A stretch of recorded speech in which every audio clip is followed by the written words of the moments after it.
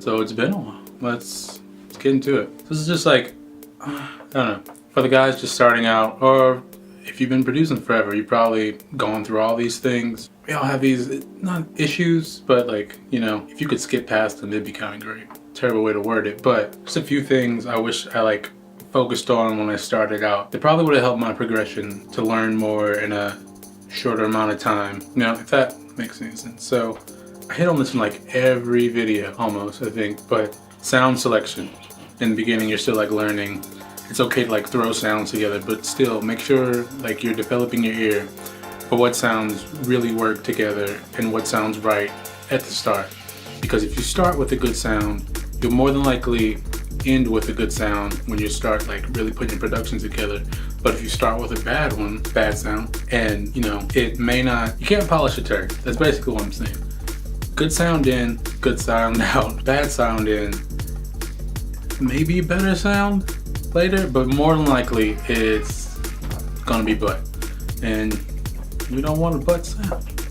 Focus on refining your listening skills, and that comes from listening to all types of music, not just drum and bass, but everything, and just being really analytical. Why these sounds work together, what this guy does versus what this person does, how everything molds together. And it's not something you're gonna get right off the bat, but the more you focus on it, the more it becomes just like a second nature thing.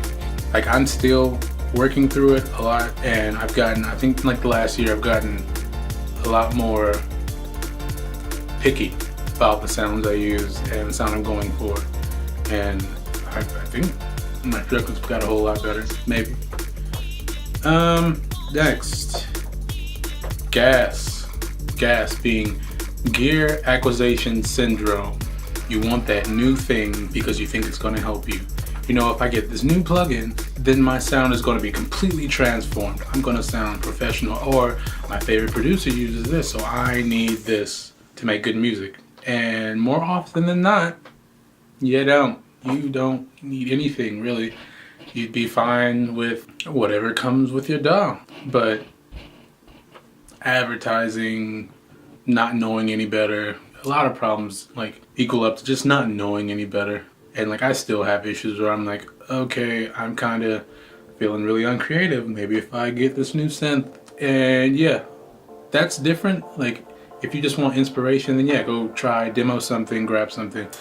But if it's down to like spending hundreds of dollars on something you think you need, you probably don't need it. Like if you're questioning if you need something, you probably don't need it. But if you're like, yeah, I need this or this, like say your headphones break, so you buy some new headphones, or something goes wrong with this, so you buy new, that's different. But if you're just like, I'm looking through this catalog and this thing is looking pretty great, I feel like I'd be such a better producer if I bought this, and then you get it and it's like you use it like a handful of times. You're like, well, I spent like $300 and I'm not really using this. I did that. I do that still, sort of. I have like, there's a few cents I've just bought that like at the time it made sense, but now I'm just like, I'm like making myself use them just because I paid for them. Like I can justify it. Hold on, back up. Justify. You can justify about anything. That doesn't mean it's still right. So half the stuff you think you need, you don't need. You know, especially in the beginning, you're still learning. Why get all this stuff? And then you're just like, I don't know where to start. So you're just like overwhelmed, and then you end up just like fiddling around instead of creating. Just be aware.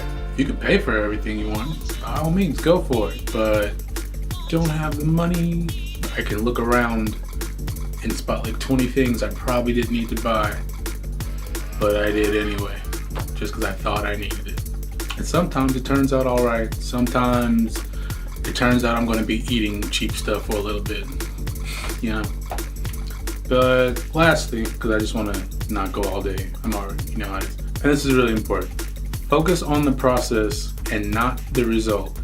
It's like, you feel once you start getting the hang of things that you need to finish, then you need to finish. And it's about how it sounds in the end. It's like, be mindful of what you're doing and just go on that journey. Because like you could be making something and you have this idea right at the start. You're like, I want to do this, make something hard, rolling, not really worrying about melodics. You just want to make something super technical, whatever. But right in the middle of all of that, you're like, ooh, I made this really cool melody, or I thought of this, and this doesn't really fit the vibe I wanted to go for at the beginning.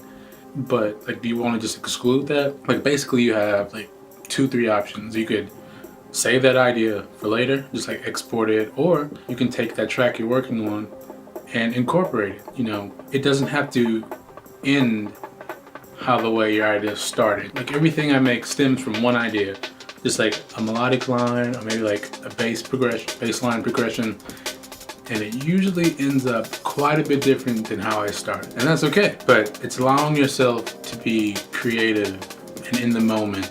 And if you reach that state of flow, you know, where you're going and going, and time just disappears. You know how that feels, because it feels great. And you're just like, and that really happens when you really focus on your process. Like, the end goal is to finish a product, song, track, whatever, that you're satisfied with. You know, there's different ways to reach there. If you want to just throw stuff together, you can finish a track in like a few hours, but it probably sounds uninspired and it just feels like you just rushed it together. But if you know, take your time, stop when you need to, you don't really force things, you just let it evolve and happen in like a natural time, it just feels so much better.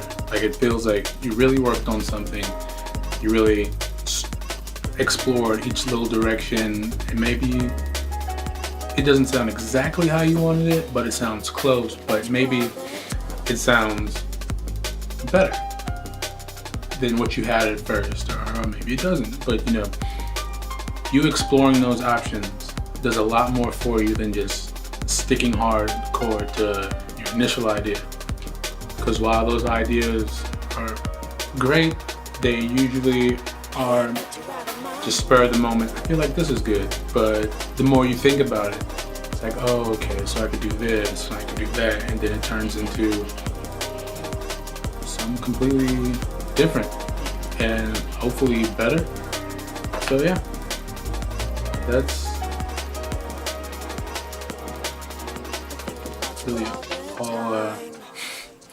really all over the place way of putting it. But so really focus on your sounds, on sound selection and refining your ear. It takes time, but it's worth it. You might not know in the beginning, but you'll figure that out as you go. Okay? And again, that new plugin will not solve your problem. That new synth, that DAW, whatever, you don't need it until you need it. You know, like, you'll know when you know. Save a lot of money. Focus on your process. That process. Yeah, that's about it. So what do you guys think? What's some things you wish you would have known starting out? Maybe you're starting out now. Maybe you started 20 years ago. I started 8 years ago. Yeah, still learn every day. I still try to focus on these things every day.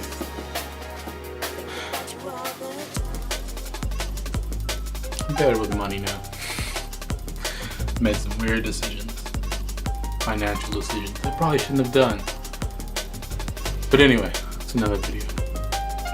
Let me know what you think in the comments. If you want, subscribe, like, all that good stuff. Yeah, see you in the next one.